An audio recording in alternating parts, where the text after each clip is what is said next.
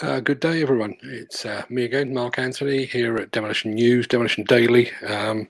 Those of you that weren't here yesterday will not be aware we're planning to broadcast on a daily basis, 3 p.m. UK time, throughout the coronavirus crisis that's going on.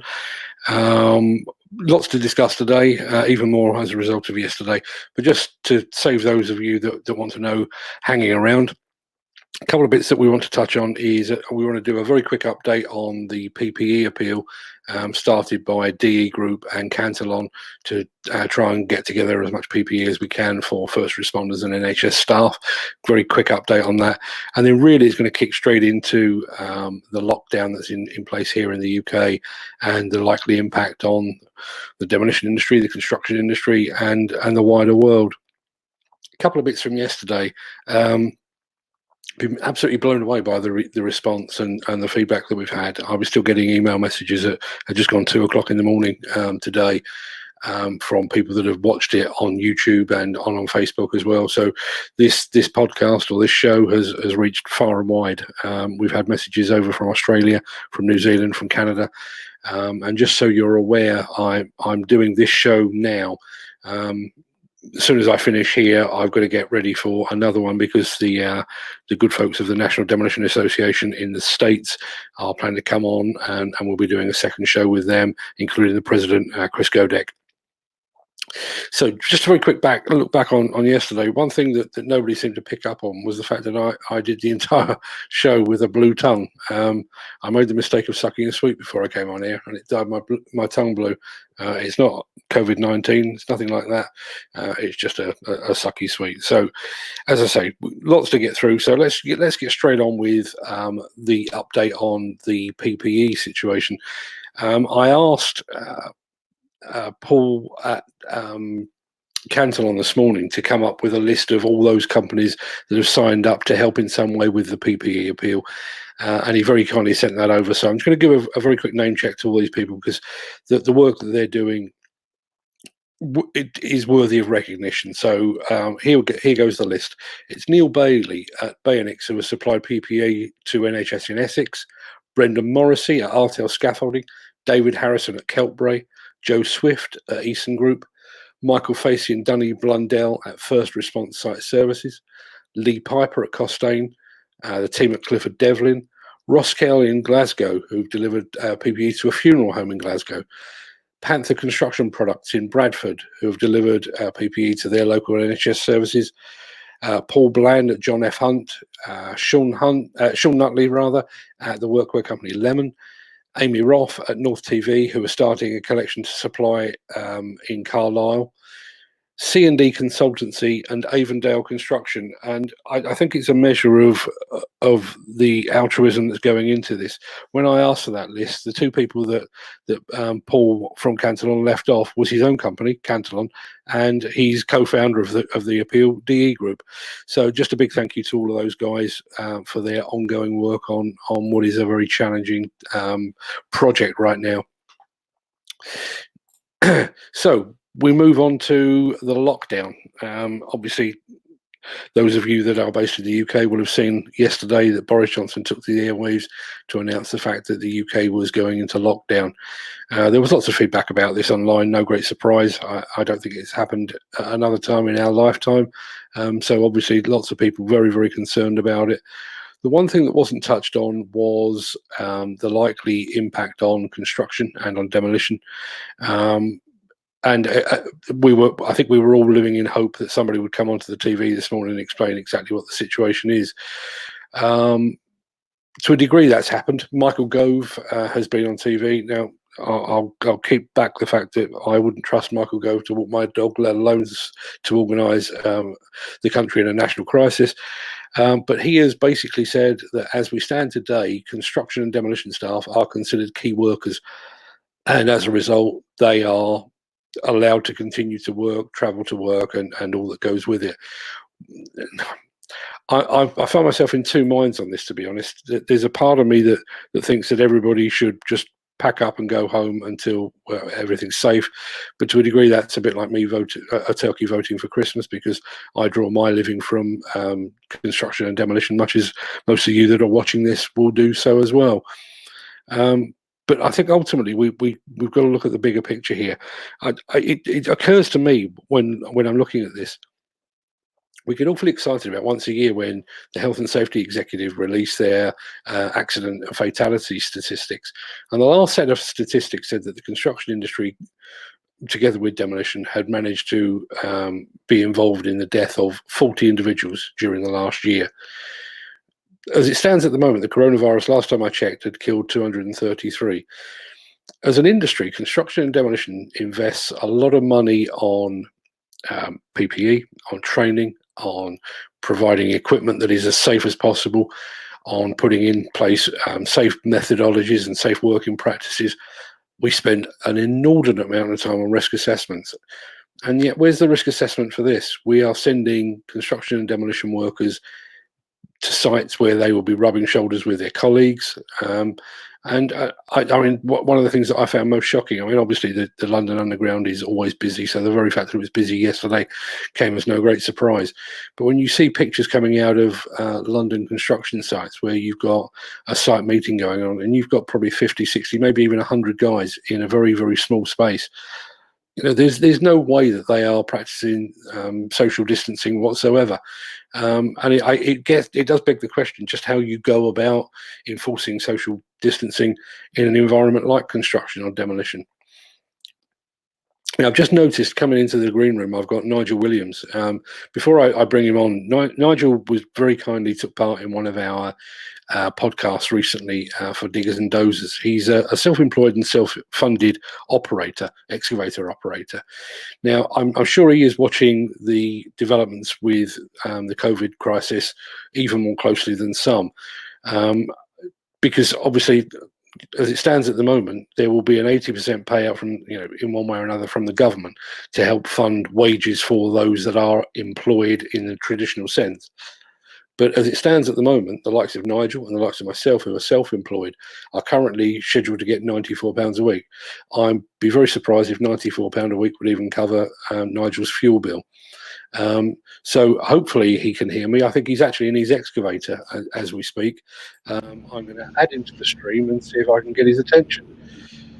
Nigel, can you hear me? Hello there, Mark. How are you? Yeah, not too bad at all, my friend. Obviously, you are operating. I hope you're doing so safely. We've talked before about some of the challenges that the self-employed and the self-funded people in the industry face. One of the things that really struck me from our previous conversation was a point that you made about the fact that you looked ahead on the calendar and the Christmas and New Year holiday was going to be, I think, approximately 10 days long. And that was 10 days that you don't get paid. And you were already factoring that into your consideration and your financial planning for the year. Well, you have to look ahead. Always have to look ahead, because we are self-employed, we are self-funded, which means there's no holiday pay, there's no sick pay, and we have to make provisions for ourselves. The company isn't going to pay anything for us. That includes making sure we set aside a little bit of money just in case we have a day sick, and we have to plan in advance. If we want to take a vacation day, then we have to obviously put that money to one side. And with Christmas it's a mandatory shutdown, and some years you're lucky you get just the 1 week shutdown, where Christmas and bank holiday, Christmas and New Year, they fall fairly close to each other and they fit within sort of 7 or 8 days. But last year you were 10 days shut down. This year will be the same. And yeah, you have to make sure you've got the money set aside to make sure that you've got 2 weeks money to cover the bills, cover the essentials, and make sure that you're taken care of for the family. And with this COVID-19 crisis that we're facing now, yeah, we're now sitting there. I mean, like tonight, my site is shut down as of 5 p.m. tonight. I came to work this morning. We had a full week's work ahead of us, and we were just going to plough on. And the powers that be have said, well, actually, today, 5 o'clock, end of play, gather the machines up, put the shutters on, and that's it for at least 3 weeks. So Okay, I've got a little And bit outside. I think we've still got a few technical difficulties here, Nigel. I want to try and soldier on. How do you actually factor that in? I mean, as you say, you know, most years are predictable. You've got your various shutdowns that we all expect and that we will anticipate. With this one, we're going into a lockdown, and we don't actually know where the end is, do we? No idea. No idea. And I don't think the government does either. That's the brutal honesty of it. Nobody seems to know anything. It's going to be. They said anticipate 3 weeks worth of shutdown. Until we can get Nigel back on a bit of a stable footing, I just want to go back over some of the bits and pieces that I've been looking at on this. I've got a stream of comments that are coming up on the side here. I'm going to go through a few of them. What are we looking at? So yeah, James Lee Wilson. Hi, James. Thanks for your comment. Business is open as usual. And I don't think you're alone in that. I mean, certainly most of the people that I've spoken to over the past few days are still going to work. I've got a ridiculous situation with my youngest daughter who basically works for a coffee company.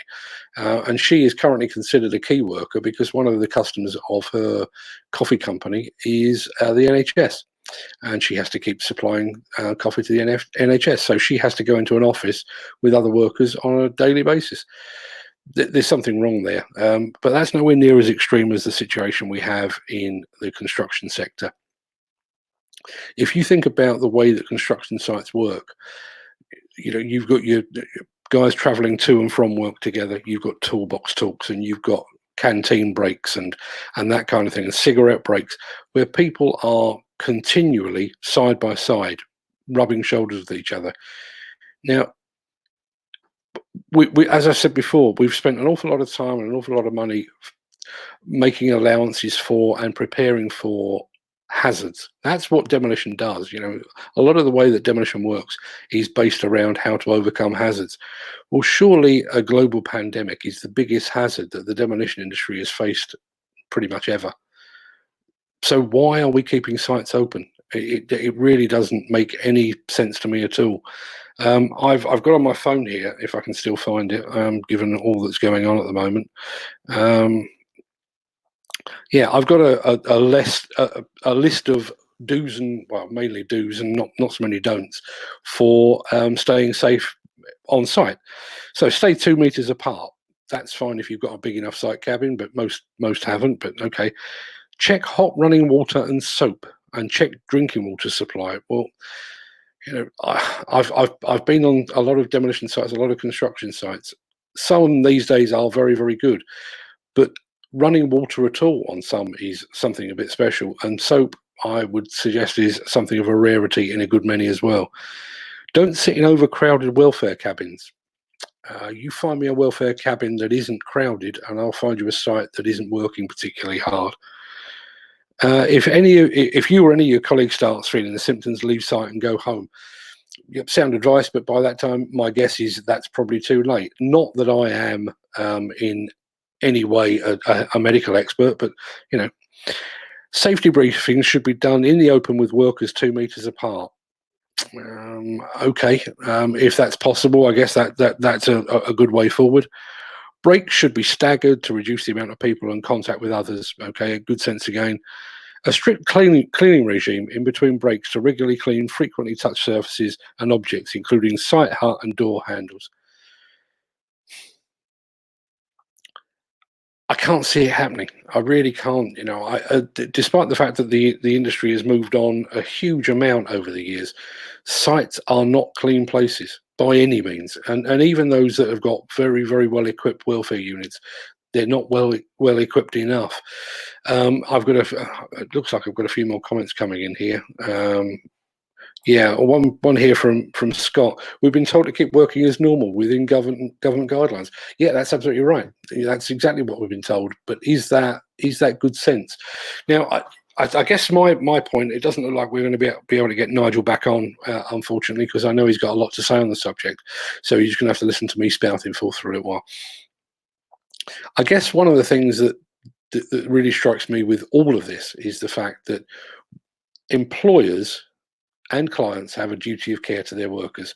So if you take the average demolition site where you've got a client and they have a duty of care to their contractors, who have a duty of care to their subcontractors, who each have a duty of care to their employees. Now, if we were asking demolition workers and construction workers to go to work during a blizzard, when there were clearly risks to their health, the really serious risks of them not making it alive, we'd all think twice about that. We'd do exactly the same in a flood. And yet with something like this, it's already proven to be highly contagious, and it seems to spread like wildfire, particularly in environments where it's difficult to keep things clean. We're just soldiering on, which seems like absolute madness to me. I keep going back. I must admit, I didn't sleep particularly well last night because I keep going back over the points that Stefano Pansieri made from Despa in Italy. He's seen the effects of the coronavirus up close, and thankfully not too personal, but he's seen them up close. And the comment that he made that sticks in my mind is the fact that he went, in the space of 72 hours, he went from basically worrying about the likely financial impact on his company to the survival with his family. That's what we're talking about here. Now, I don't want demolition work to stop. I don't want construction work to stop, because that's how I earn my living. Really and truly, I shouldn't be sat here with headphones on. I should be out on site with a video camera in my hand or a notebook in my hand, interviewing people about how they're doing their work and all that goes with it. I can't do that at the moment. And to be honest, if somebody invited me now, my chances are I would actually decline. I can't see any point in taking the risk, despite the fact that I've got rent to pay, I've got bills to pay, I've got food to buy, and all the things that go with it. I can't see any point in taking the risk. I really can't. Unfortunately, it looks like Nigel has gone. I'm probably going to have to cut this one a little bit shorter than we did yesterday. One thing that I did want to draw your attention to, and hopefully we have a bit more success with the connection, is I am scheduled to speak at 4:30 to a couple of guys from the National Demolition Association in the US. Now, the NDA have been very, very active, literally since the COVID virus first reared its head. They've been putting out resources on their website to keep people informed on what to do, what not to do, where to go and where not to go. So I'm going to be catching up with those guys. So we haven't had a huge amount of success with this cast. And I just had another comment come in. Thank you very much indeed for that, Thomas. Yeah, you're right. The risk to keep going is too great. I totally agree. So yeah, if you want to stick around, we're scheduled to speak at 4:30. It will be on Facebook again. I'm sure it'll be a very interesting conversation. One of the guys that I'm speaking to is Chris Godek, who is the president of the NDA in America. I met Chris last year in Japan. I get to all the good places, and he's a very, very erudite, very well considered guy. My personal feeling is the fact that the NDA has come on leaps and bounds with him at the helm, and with a new regime there as well. And Jeff Lambert is part of that new regime, and he'll be on as well. We're going to be looking at the American experience, effectively, how the Americans have responded, and try and compare and contrast with that with how we're doing things in the States. And I think one of the things that strikes me in both instances is the fact that I have no great time for Boris Johnson. I have no great time for Donald Trump. I'd have no great time for politicians at all. But they are in a very difficult, if not impossible, position as we stand at the moment.